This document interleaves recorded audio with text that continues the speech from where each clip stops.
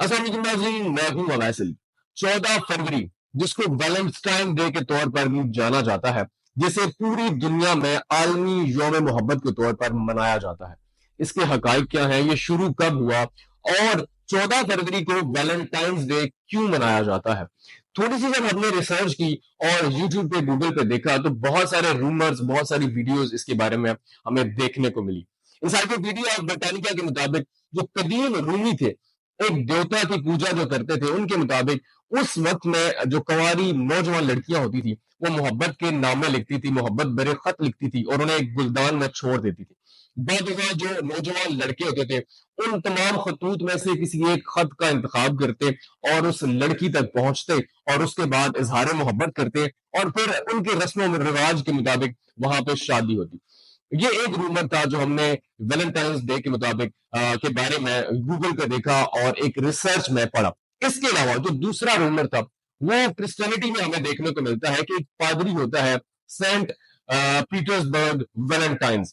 یہ ایک ایسا پادری ہوتا ہے جو کہ اس وقت ایسے فوجیوں کی شادی کرواتا تھا جن کی شادی کی اجازت انہیں بادشاہ کے طور پر نہیں ملتی تھی، یا بادشاہ کے دفتر سے انہیں شادی کرنے کی اجازت نہیں ملتی تھی۔ جی ہاں، آرمی کے اندر جب آپ جوائن کرتے ہیں، آج بھی پاکستان سمیت دنیا بھر میں فورسز جب جوائن کرتے ہیں تو کچھ ایسے جو ان کے ڈپارٹمنٹس ہوتے ہیں وہاں پہ یہ قانون نافذ ہے کہ آپ نے ایک مقررہ حد تک، ایک مقررہ عمر تک آپ نے شادی نہیں کرنی۔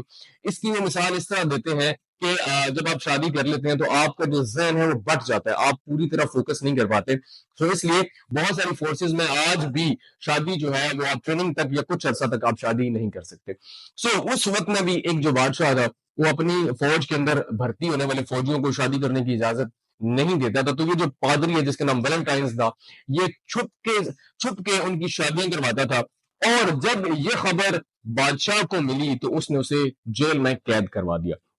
اب یہ پادری جیل کے اندر قید ہے، اس کو جیلر کی ایک بیٹی کے ساتھ محبت ہو جاتی ہے۔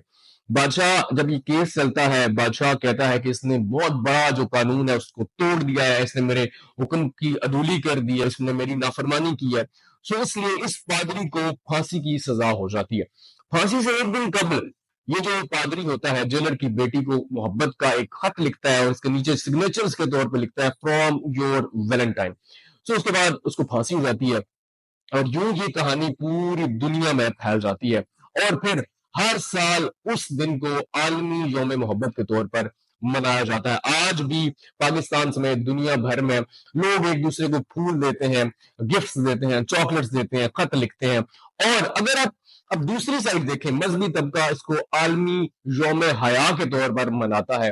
آج بھی پاکستان میں جس دن ویلنٹائنز ڈے ہوتا ہے اس دن یوم حیا منایا جاتا ہے، اور بہت ساری یونیورسٹیز کے سامنے جو مختلف مذہبی تنظیمیں وہ بیٹھ جاتی ہیں، کیمپنگ کرتی ہیں، ان کے پاس کچھ بینرز ہوتے ہیں جس پہ لکھا ہوتا ہے۔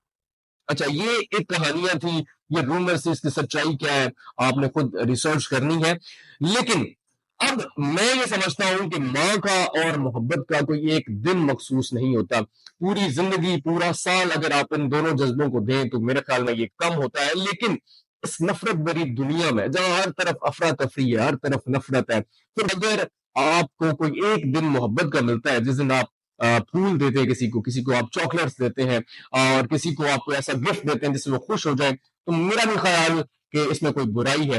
ہاں، یہ ضرور ہے کہ آپ لمٹس کا لازمی خیال کریں کہ آپ کی جو معاشرتی اقدار ہے، جو آپ کی مذہبی اقدار ہے، ان کی وائلیشن نہ ہو۔ تو آپ ویلنٹائنس ڈے کے بارے میں کیا جانتے ہیں یا آپ کے تاثرات کیا ہیں، لازمی بتائیے گا۔